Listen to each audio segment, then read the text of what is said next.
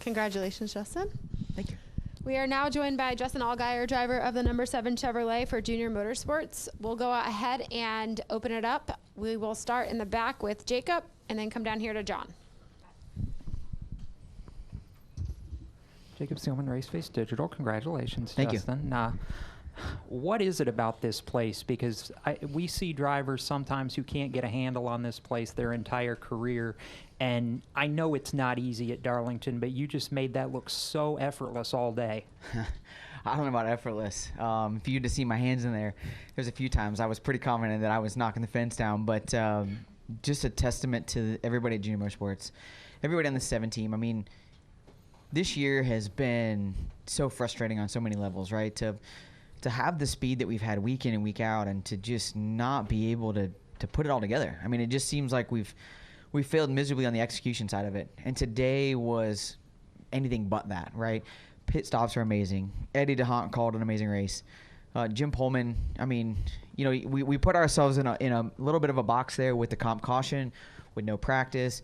You know, do you pit? Do you not pit? You know, what is the right plan? And I think that what I saw today was just execution by every person that's a part of the 7 team. And you know, they don't go that way every week. But, you know, in this sport where momentum is so important, I feel like we're going into a stretch of racetracks that I love, our team loves, and, you know, this one was special. I've loved this place since the very first time I made laps on it. And it's not always treated me well. And so to win here a third time, that one is going to go down as probably one of the more meaningful ones I've had in my career, just because of how tumultuous the beginning of the season's been. And you talk about that, it really for all of JRM, not just the 7 team, it's been kind of a slog. But Sam winning at Texas, now you breaking through here at Darlington, do you feel like the organization maybe is finally starting to turn a corner?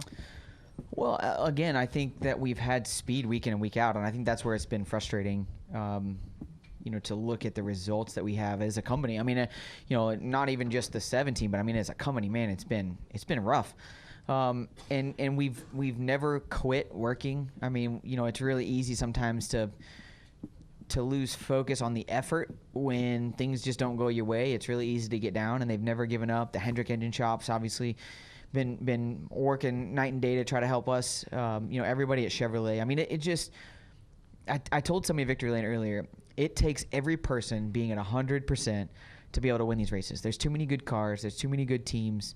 Too many good drivers to slack off on a day. And I feel like today, you know, the gray hair definitely helped me, right? If I had one thing that helped me today, it's the gray hair, because not having practice, not having qualifying, I was able to go out there and just feel confident in what I was doing because I've been here and I've done that. And it definitely is worked in our favor this afternoon. We'll come down here to John. John Newby, NBC Sports. Thank you for answering my first question, but talking about the gray hair. Yes. So my second question is, you seem pretty calm for someone who, you know, set a new record, then tied the boss man in a different category. I mean, how long will it take for all of that stuff to kind of sink in and realize how much you accomplished today? You know, I think my thought process on why I drive race cars is maybe a little different than some. I love the accomplishments that we've been able to accomplish, right? It's such a cool thing to be able to tie Dale, and somebody that I respect not only as a race car driver, but as a dad, as a person, as a boss. You know, I just got a lot of respect for him, and I think that the reason I have respect for him is because of who he is, right? I mean, when you come to Darlington, especially, I mean, this is his palace. I mean, when you walk through out there, it's probably 90% Dale Jr. t-shirts, right? There's good reason for that. And so to tie Dale was special, but then to do the top 10s all time, I mean, look, there is not a day that I thought that Kyle Busch wouldn't have every record in the record book for entirety. So to be able to go ahead of Kyle is really cool on a day that we won, right? But when I walk away from the sport, I don't come each and every week because of those. Like, that's never driven me. I'm competitive by nature, but I also I want to leave the sport in a better place than I found it, right? And I want people to remember that, I gave 100% every week, and that that I tried to make the sport better, and that's really what I'm worried about. So the wins are cool and the records are cool, but I don't know that I have the that's not what's driving me to be here. I'm going to go into Charlotte in 2 weeks and have equally as much pressure on myself to go win, not because I want to beat Dale Jr., but just because I want to go win the race and give back to the people that bust their butts week in and week out on my race car. Yep. Matt Weaver, Sports Not. I know that running here requires a ton of focus, but to your point about all the races that got away this year, is there a part of you there in the closing laps, that last restart, that's like, how is this one going to get away from us? More than you can know. I mean, I'll be honest with you. There was a few times there where I was just waiting for something to happen, right? Waiting for a caution to come out that was like inopportune time, and it splits the field, and maybe some guys stay out, maybe some don't. Then you get down inside of 10 to go, and Eddie DeHaan was calling down lap after lap, and while I needed that, on the other side of it, you're like, it's dragging on forever. Like it seems like this race is never ending. I waited until I went across the white, and I came off of turn 2, and I said, have I told y'all how much, or how I don't know how I said it exactly, but how, you guys are my heroes, right? And without fail, Eddie goes, wait till we cross the finish line, right? Like immediately. And just because he knows, right? It's Phoenix will forever go down in my like history book of my career as like the one that, man, it makes me furious, right? But a day like today eases the pain of that one, right? Because it didn't go wrong. We did everything right. We executed all day, and it just worked out. At the end of the day, nothing is ever promised. And after Phoenix, I wasn't even sure if I'd ever win a race again. So to do it today, it just feels good. It just makes it feel like all the effort that you put in, all the time that you going to the gym or studying or being in the simulator, makes you appreciate that you're doing all that work, even when it doesn't seem like there's light at the end of the tunnel.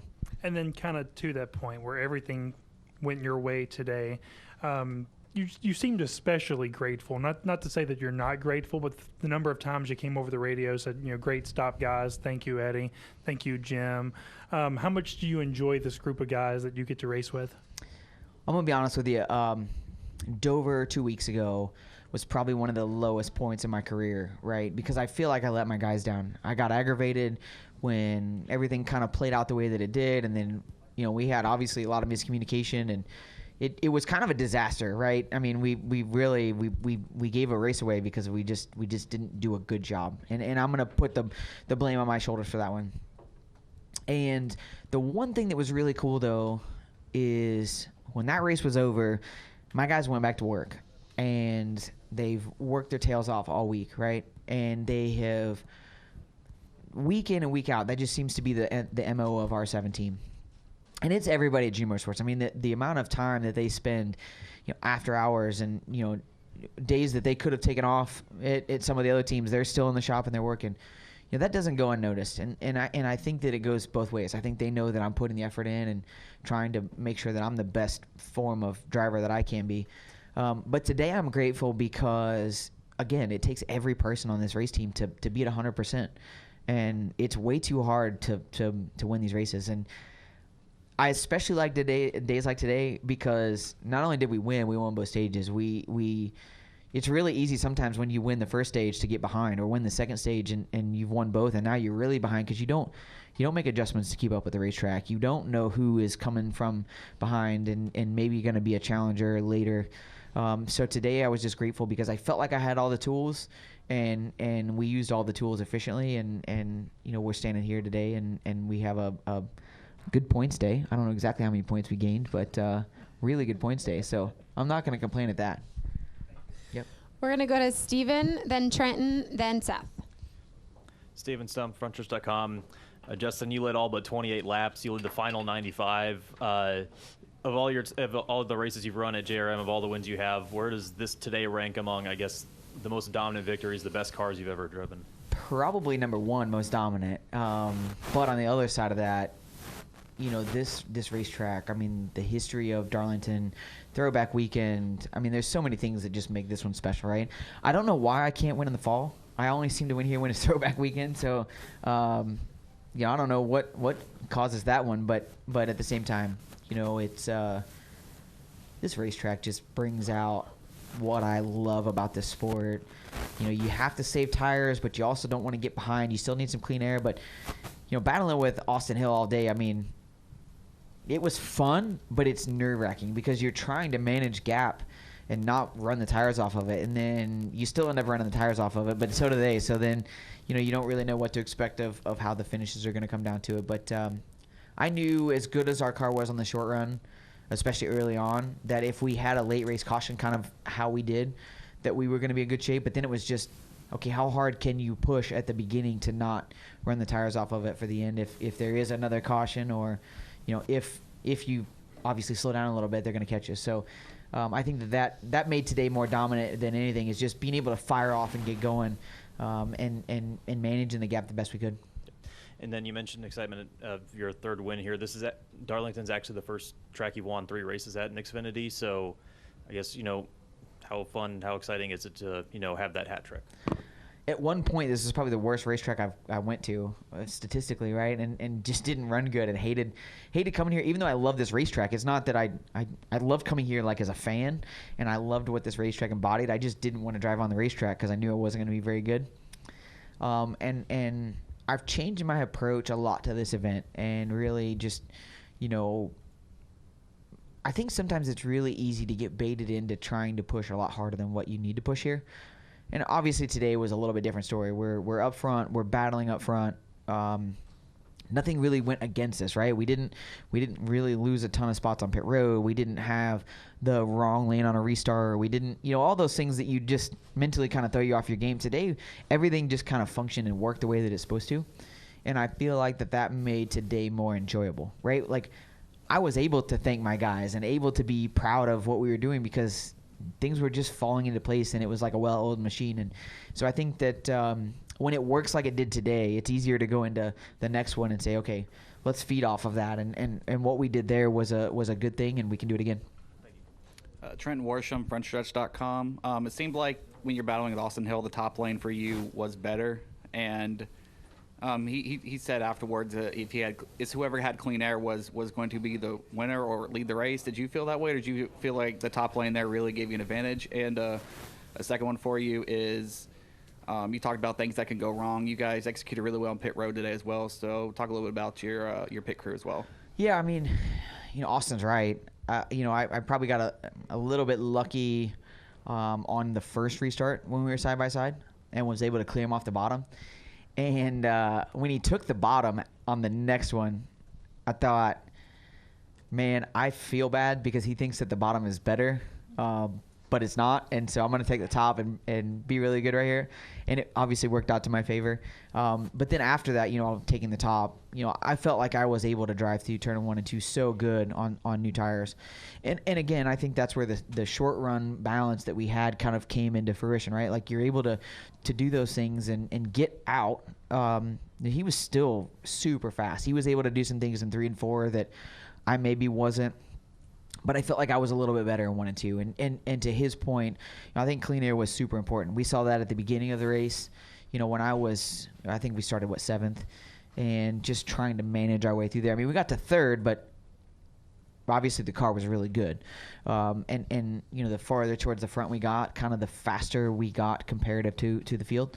So I definitely think there's something to that. And I, Eddie was able to kind of tell me where he was making gains on me. And then, if I was able to take a little bit of his air away, it was a big help to me. And then after about 5 or 8 laps, I feel like our car held on quite a bit better than his did. So, that helped me. But even at the end there, I mean, you're managing the gap, but you're still, he's still going for all he's got. I'm still going for all I've got. Even though you're trying to save some tire, you know that you can't just lay up. And so I think that he's somewhat right. But we were lucky enough to be able to get rolling a little bit better there. And then as far as the pit crew is concerned, not everybody on my team was normal today. We did have a different crew member. One of the crew members was different today. But at the same time, it is so hard right now with having guys from Sunday that do single lug to come on Saturday and to do 5 lug, right? It's I don't envy their job. I know how much of a change there is for them week in and week out. And so the fact that they even volunteer to do it is special to me, right? And they genuinely want to come to these Xfinity Series races and be a part of it. And sometimes you don't get to pay them back for that, right? But today, being able to go to Victory Lane and seeing the smiles on their faces, you're like, that's pretty cool, you know, and it puts the hard work that they put in behind the scenes, kind of it gives them a warm fuzzy, if you will, for knowing that we put in the work and it worked out for us. So, you know, they did a fantastic job today on pit road. They executed well. And, you know, were we the fastest on pit road? Probably not. But you know what we did? We didn't make any mistakes. They did all the right things, and we were able to put ourselves in good position and obviously keep clean air. So, you know, that to me is – I think the 00 lost a bunch on the first pit stop, right? And it was so hard to watch him get back to the field. Like, I'm watching. And it's not – I mean, here, it happens to all of us, right? And that's not blaming anybody on that car. But when you watch how difficult it is to come back to the field, you're very thankful when you have a day like today where, you know, we didn't make any mistakes. We'll go to Seth. Seth Egger, KickingTires.net. Justin, today you tied Dale in terms of wins, and I'm just curious, have you thought about that at all since Martinsville last year when you won last? I maybe have thought about it a little bit. You know, again, I think it's a cool thing. You know, I look at Dale's career and how successful he was on track in the Xfinity Series or the Busch Series, right? Yeah, it's different. It is different than it was then, right? So, like, there's a lot of things that I think are very different about what we've been able to accomplish. But at the same time, you know, I remember as a kid thinking how dominant he was in the Busch Series, right? So, I think for me, it's kind of a man. I hope at some point that maybe some younger generation tries to match my number, right? I really do. But at the same time, now the goal is 25, right? What do we got to do to get to the next one? And we're going to go after it. And I think it's pretty cool, though. I think for me, the cool part about this one is that it's somebody that I'm very close with and somebody that I respect a lot, and I see him every day. I see him every day because we drop off both of our kids at the same places, right? So I see him every day, and so it's cool to be able to have that opportunity at a time. We'll go to Peter.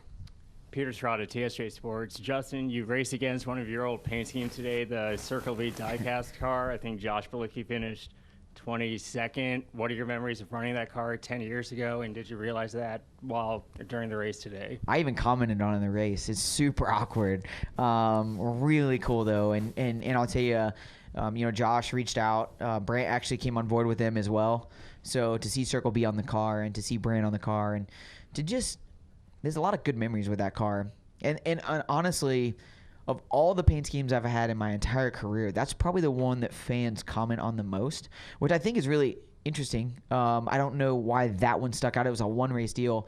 I don't know why that one stuck out to kind of everybody over time. But there was a young man that came up to the autograph session we had earlier, and he actually had the shirt on from that race. And he's like, we had to find this shirt. We had to wear it for this weekend, right? And it was like a full circle moment for me because I'm like, man, that's pretty cool. And I don't know how old he is. He's maybe early teens, right? But to see his excitement to wear that shirt today and then to race around Josh, you know, it was kind of surreal. I don't know that there's any other Xfinity driver that had to race against their own paint scheme, but that was a pretty cool moment. Brandon Jones and I actually laughed a lot that his paint scheme on his car today, even though it was a throwback to Dale Jr., I actually ran the same paint scheme and won in that one. So we were laughing that Brandon also threw back to me. But you know, it just this event and I know that it's getting harder and harder over time, right? I know that you know, the first time we did it, it was obviously a lot different than what it is now. But over time, the teams that have bought in, the sponsors that have bought in, it goes without saying how much we appreciate what they do. You know, Brant changed their entire paint scheme, right? How many of the cars in the field, you know, gave up their colors, gave up their normal paint schemes to allow us to kind of indulge in, you know, what fun this race weekend is, and this racetrack is the perfect racetrack for that.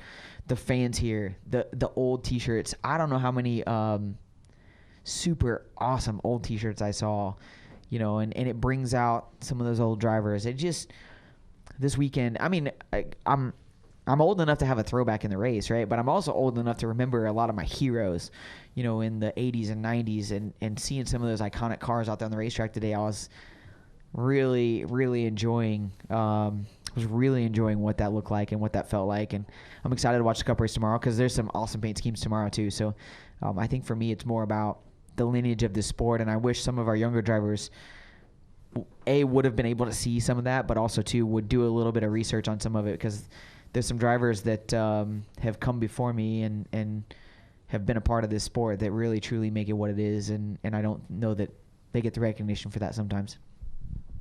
Do we have any final questions for Justin? All right, we'll go in the back to Jacob. Justin, I'm just curious. You've been the veteran at JRM for a while, seen a lot of young guys come up through the ranks. I'm curious your thoughts now that he's got a handful of races through the summer on what you've seen out of Carson Quaffle so far, if you've been able to work with him on anything early on. And he's been pretty darn impressive in these, at least the first two races. I know today was a little bit of a wake-up call, but what have you seen out of him? Well, a couple things. Number one, obviously Carson is a super talented race car driver. He proves that week in and week out on the Cars Tour. But second of all, his dad has really done a great job of helping him get prepared, right? Sometimes in the sport, just knowing what you need to know is a big deal. The other thing I've seen about him is the work ethic that he's putting into it. I mean, we were in the simulator the other day, and he comes in and his hands are all greasy, and he's got dirt all over him from working in the late model shop, working to try to make sure the late models are ready to go. And I'm like, there's not a lot of drivers in this garage area that would do that. I mean, I remember growing up working on my own race cars, and it was a big deal, and so to see that was pretty special.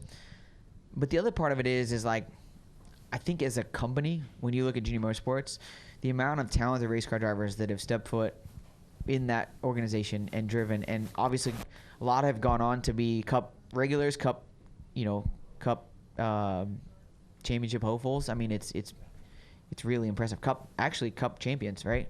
So, those are things that I don't think anybody at our shop kind of takes for granted. I think that's a really important piece of it.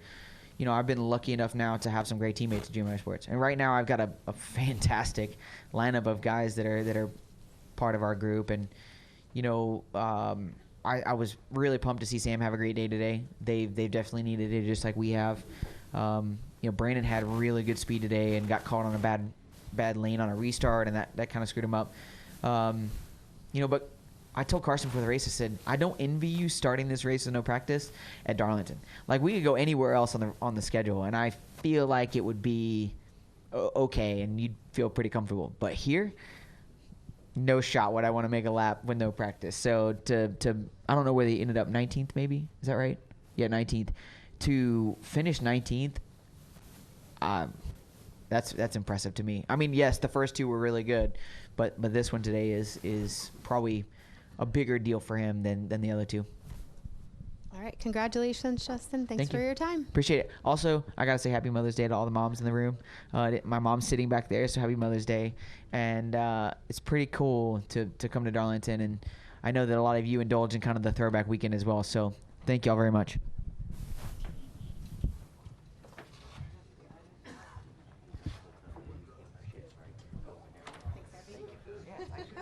Doesn't look so heavy, but that's